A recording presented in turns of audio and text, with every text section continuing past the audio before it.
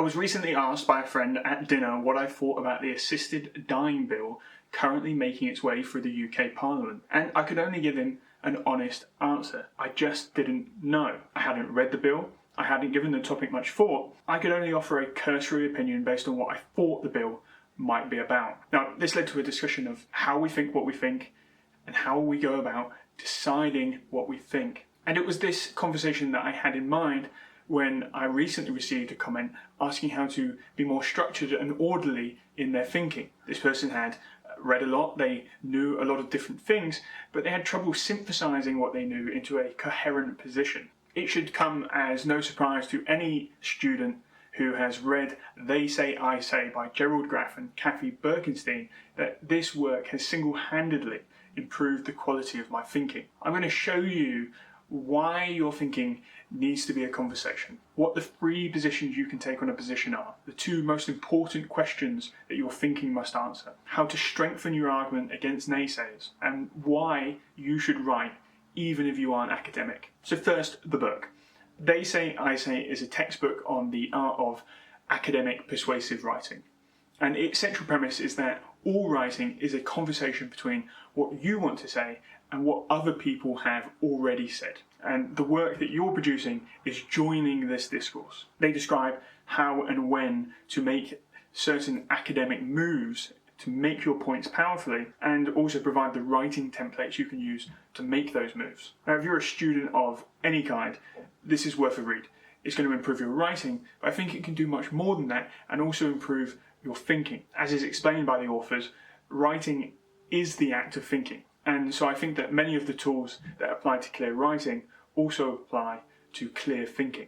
Now, what you think about an issue should, just like writing, be in conversation with what others think about it. You needn't be so rigorous as an academic, and you don't need to be able to quote from sources verbatim, but your position should be in relation to the other common positions that people take on an issue. That's not to say that you need to necessarily adopt one of those positions. It's just that your position should be informed by them. If you don't place your ideas in context, your ideas don't really have any value to anyone but yourself. But even further than that, if your ideas don't relate well to the world at large, then they're probably not that useful for you either. Now, the authors are constantly imploring students to answer the two most important questions in their writing. So what and who cares? And these are two really important questions in our own thinking. Let's say you know some random fact about trains.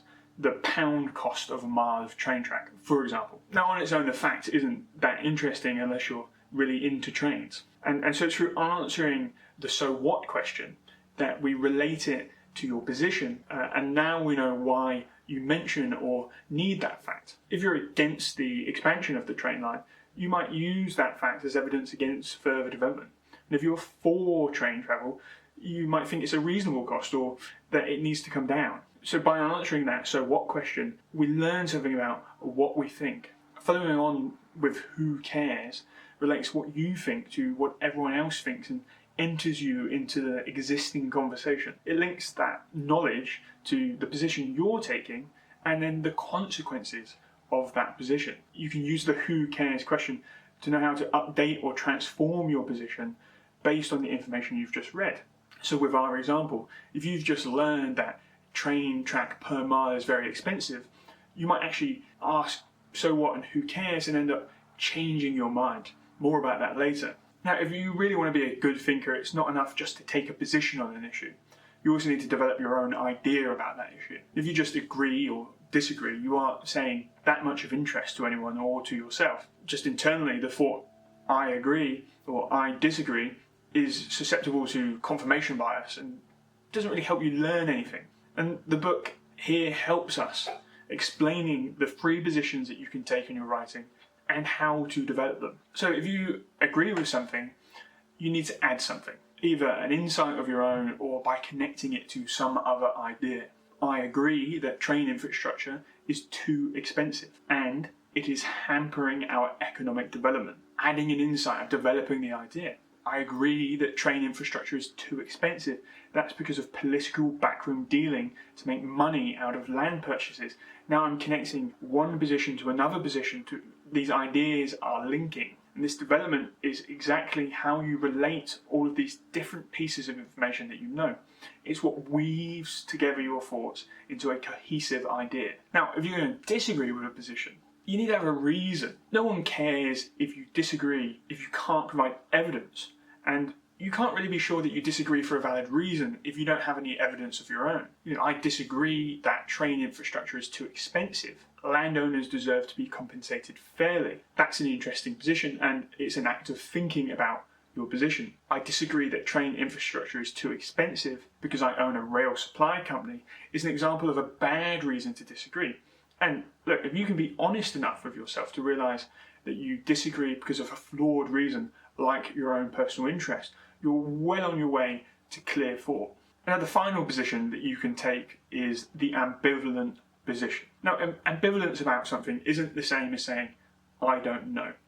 When you say, I don't know, which is a perfectly reasonable thing to do, is you're saying that you just don't know enough to come to a position. On the other hand, the ambivalent position has reviewed all of the current information about a position, or as to the greatest extent that you can, and you've decided that you haven't yet decided what to think. I don't know what I think about the assisted dying bill because I just haven't considered it in detail.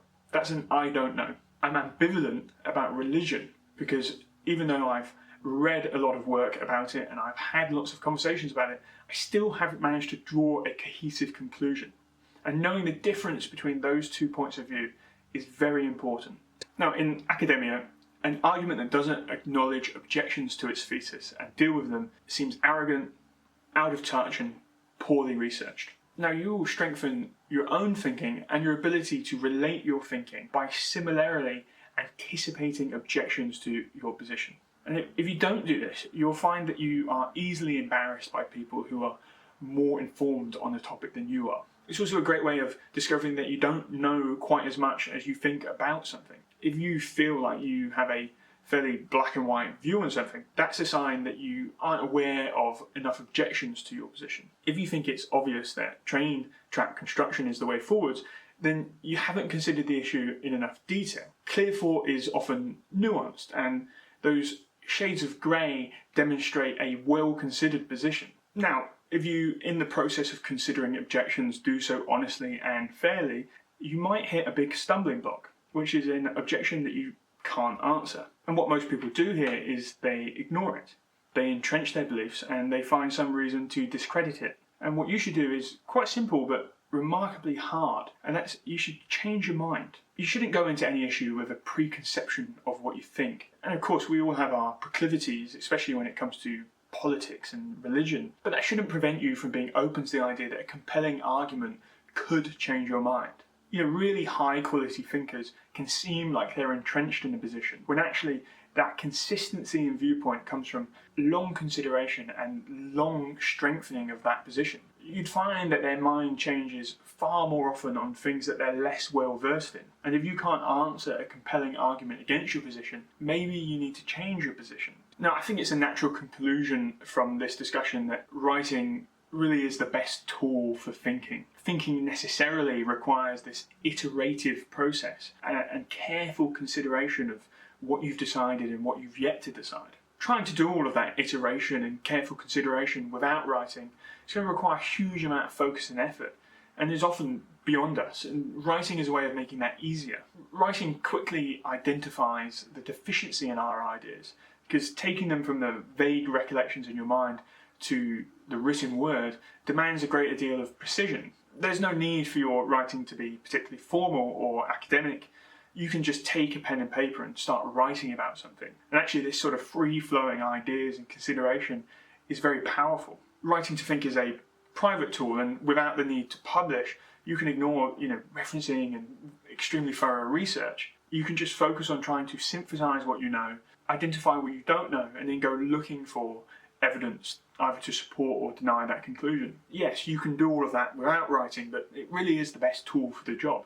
And I encourage you to give it a go. Just set no expectation or pressure of producing anything for someone else, and you'll find it much easier to get started. So, do you do a lot of writing to figure out what you think? Have you got systems for understanding your position? Is there a book that you've read that improved your thinking? Let me know down in the comments below.